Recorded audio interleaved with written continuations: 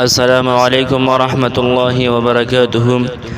زما د اسلامیک وزایب د یوټیوب چینل مینوالو الله تبارک وتعالى نه دعا ده چې روغ جوړ به د ژوندګۍ نه به خوندونه او مزې اخلئ.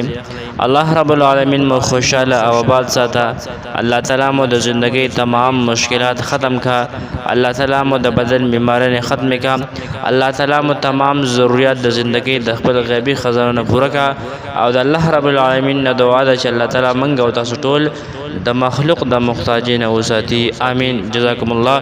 نن مې درله داسې یو وظیفه راوړې ده د هغه ورونو دپاره چې د هغوی کاروبار نه چلیږي. یاره وایي زمونږ کاروبار په ټپه باندې ولاړ دی، کاروبار کې ترقي نه راځي، کاروبار مخ په وړاندې نه ځي.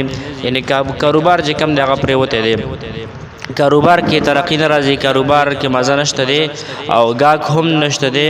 نو د ګاګ د راوستلو دپاره د کاروبار د اوچتولو دپاره ډیره مبارکه وظیفه مې درله راوړې ده د خپل ورونو دپاره.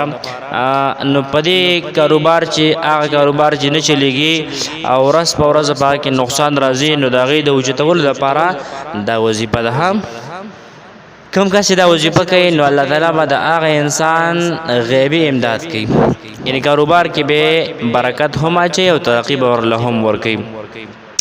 نو په دې وظیفې سره بس هغه کاروبار چې پرېوتی دی هغه به راوچت شي او هغه کاروبار چې نقصان یې کړی دی هغې کې به الله تعالی ترقي واچوي. د سحر مونځ نه پس او د ماښام مونځ نه پس به دا وظیفه لازمي کوئ. هرونو دا مبارک وظیفه به ته د سحر مونځ نه پس د ماښام مونځ نه پس کې دا عمل به 21 ورځې جاري ساتي. 21 ورځې 21 دن دا عمل به ته جاري ساتي. په دې کې به قضایي هغه نه کوئ رونو. نو سحر مونځ نه پس به ته ړومبې 11 پېرې درود شریف ویې، بیا به 111 مرتبه د قرآن آیات دی فإن مع العسر یسرا إن مع العسر یسرا، د آیات کریمه به 111 مرتبه وویې. بیا به درود شریف وویې. بیا چې کله د ماښام مونځ دې وکړو نو درود شریف به وویې او بیا به 111 مرتبه وویې فإن مع العسر یسرا إن مع العسر یسرا. بیا به درود مبارک وفرمایئ.